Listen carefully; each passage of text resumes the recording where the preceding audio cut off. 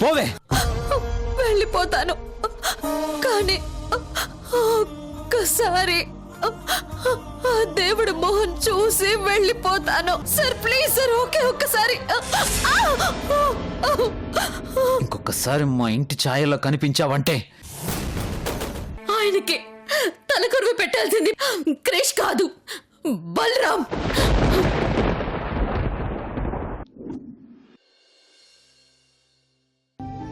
నాన్న తమ్ముడు తండ్రి కొడుకుల్లా లేరు, స్నేహితుల్లా ఉండేవారు.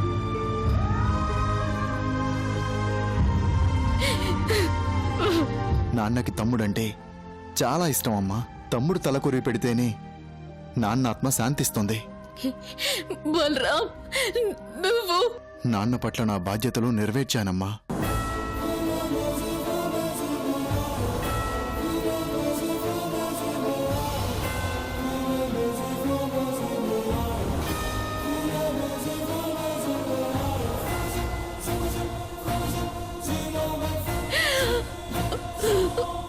ఇక మిగిలింది తమ్ముడి బాధ్యతే.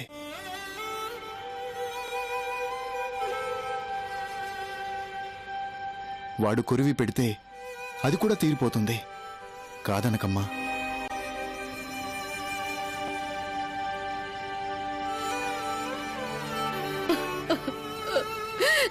ప్లీజ్ అమ్మా, నా కోసం.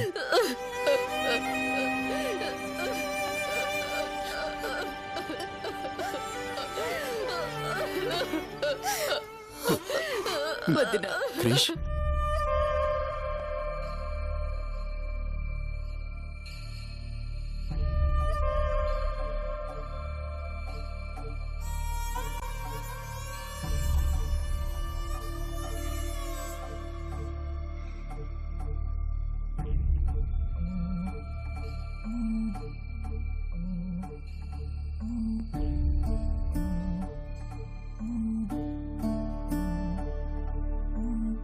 కన్నీటి వాన నీ కళ్ళలోన, చిన్నారి కన్నా ఎడారిలోన ఏకాకిలాగా అయ్యావు నాన్న.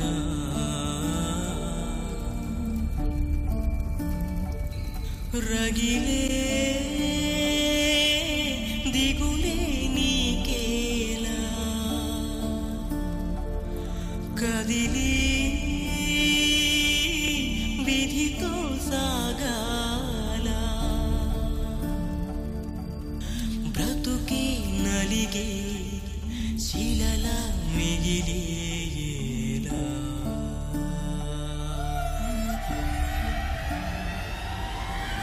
ఒకటే జననం ఒకటే మరణం అన్నది శుద్ధ అబద్ధం. ఒక్కొక్క నిమిషం బతుకొక నరకం అన్నది నిత్య సత్యం. పశువుగా మనిషిని పశువుని చేసే బలమున్నదిరా దీనికి. శిశువుని కూడా శవమును చేసే పైశాచికమే దీనిది.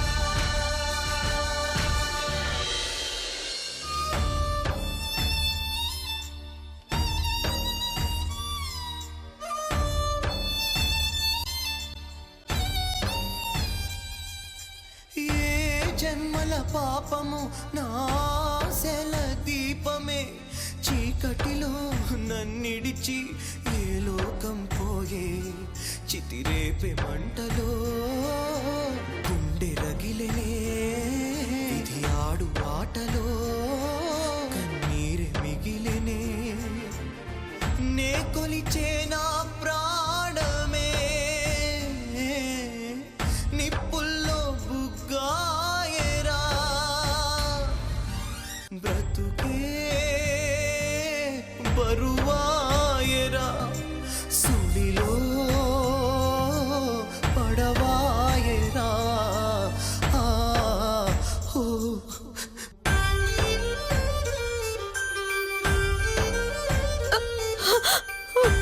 సార్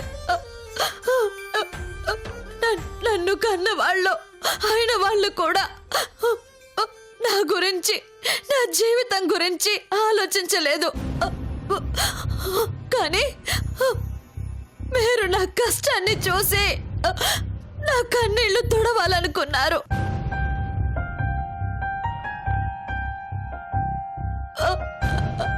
నాకు భవిష్యత్తునివ్వాలని తప్పించారు. మరెందుకు సార్ ఇలా మోసం చేసి వెళ్ళిపోయారు?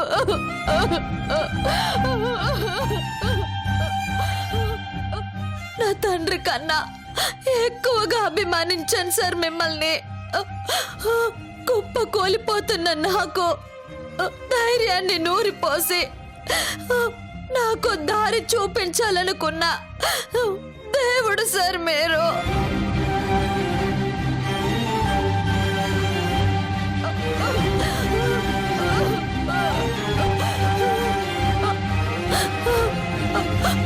మీ అబ్బాయి నా మెడలో తాళి కట్టారని తెలిసిన మరుక్షణమే మీ కోడళ్ళని ప్రపంచానికి ప్రకటించిన గొప్ప మనసు సార్ మీది.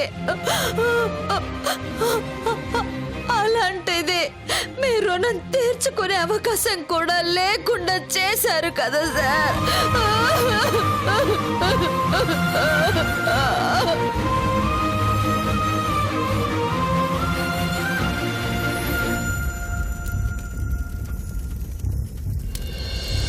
ఎడారిలో కోయిలా ఏది నీ పాట, తుఫానులో దీపమై మిగిలావి పూట.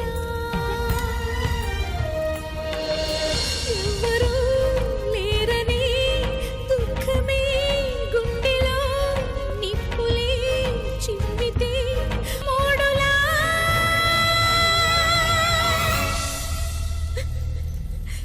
దిక్కులేని పక్షిలాగా బతకనా.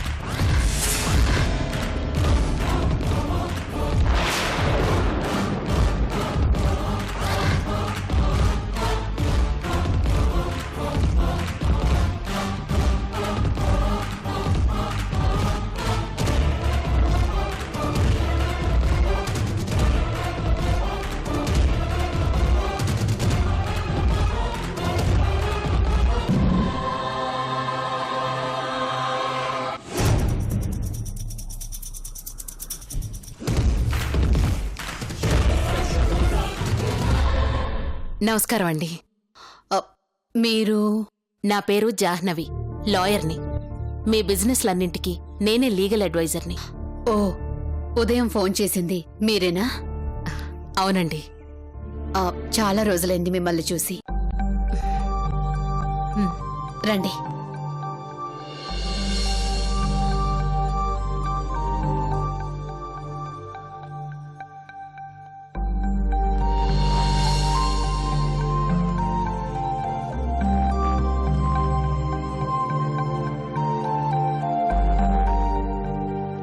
ఇలా జరుగుతుందని ఊహించలేదు.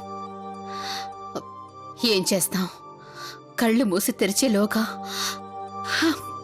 ఐఎమ్ సారీ అండి. పర్వాలేదు. ఏదో మాట్లాడాలన్నారు. ఇంట్లో మీ అబ్బాయిలు ఉన్నారు. హలో క్రిష్. హలో మేడం, మీరిక్కడ? ఇంపార్టెంట్ విషయం ఒకటి మాట్లాడాలని వచ్చాను.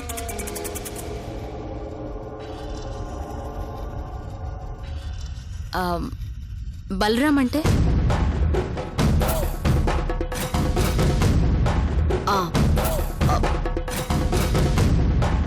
అదిగో వాడే మా పెద్దబ్బాయి. నమస్తే అండి.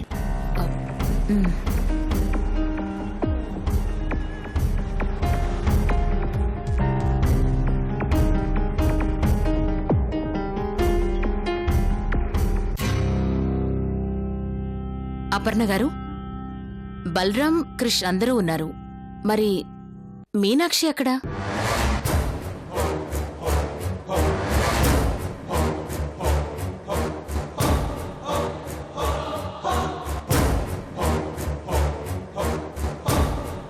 మీనాక్షి లేదా? మీనాక్షి ఇక్కడ ఎందుకు ఉంటుందండి? ఆ అమ్మాయి మా ఆఫీస్లో సర్వెంట్.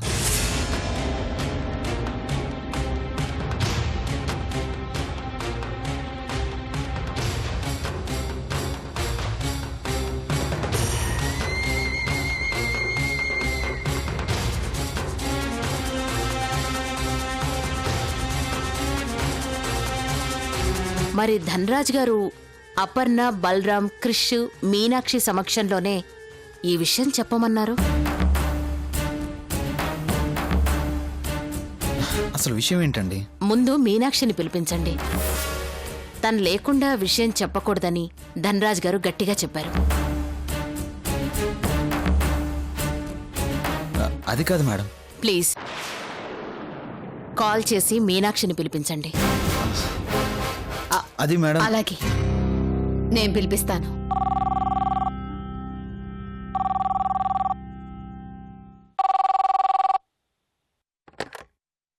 హలో, నేను అపర్ణని. చెప్పండి.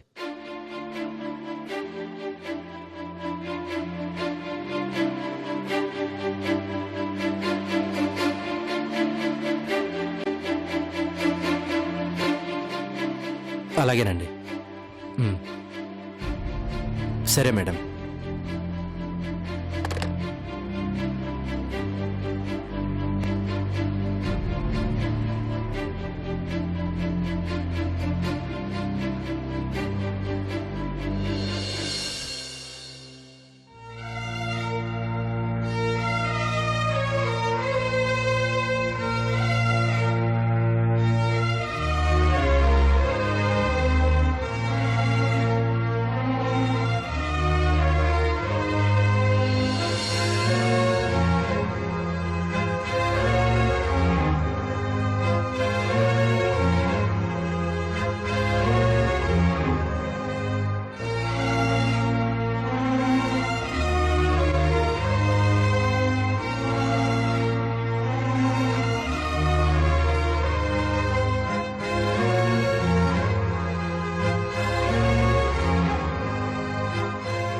అమ్మా మీనాక్షి, అపర్ణ గారు ఫోన్ చేశారమ్మా.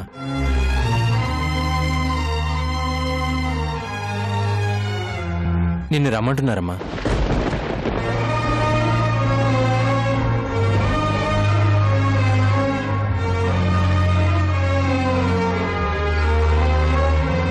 రమ్మంటున్నారా? అవునమ్మా, ఒకసారి మీనాక్షితో మాట్లాడాలి, తీసుకురమ్మని ఎంతో ఇదిగా అడిగారు.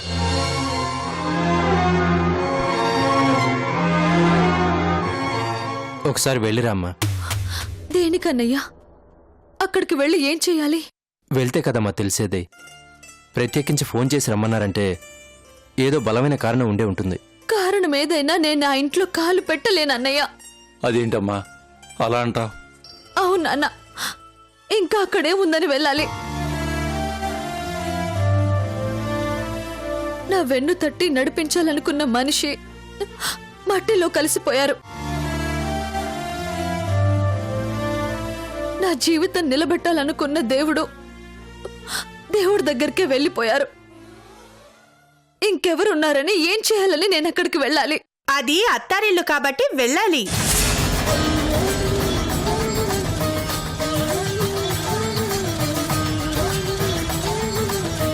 ఎవరు అవునన్నా ఎవరు కాదన్నా నువ్వు అక్కడే ఉండాలి కాబట్టి వెళ్ళాలి.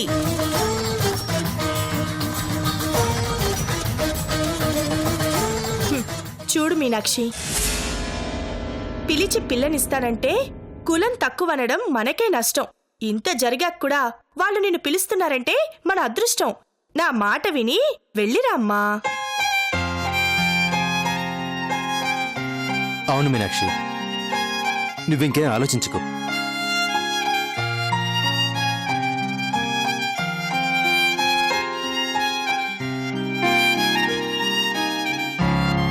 అమ్మా మీనాక్షి, ఒకసారి వెళ్ళిరామ్మా. అన్నయ్య, నన్ను బలవంత పెట్టద్దు.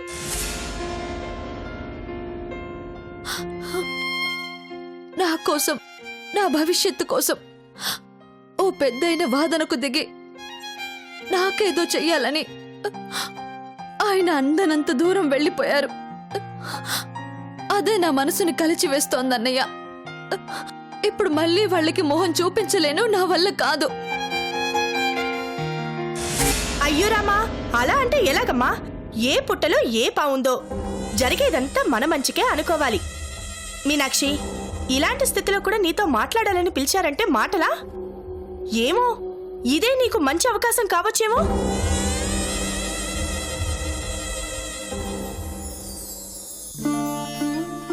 అమ్మా మీనాక్షి, ఎవరి కోసం కాదు, నీ గురించి తండ్రి కన్నా ఎక్కువగా ఆలోచించిన ఆ మహానుభావుడి కోసమైనా నువ్వు వెళ్ళాలమ్మా. ఆయన మీద నీకున్న గౌరవాన్ని నిలుపుకోవడానికైనా వెళ్ళి తీరాలమ్మా.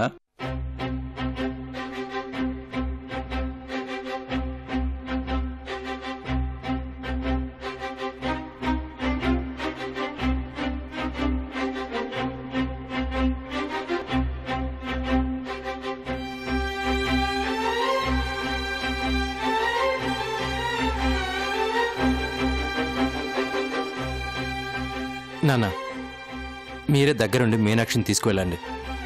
అక్కడ ఏదైనా గొడవ జరిగితే మాత్రం నాకు ఫోన్ చేయండి. మీనాక్షి, వెళ్ళమ్మా.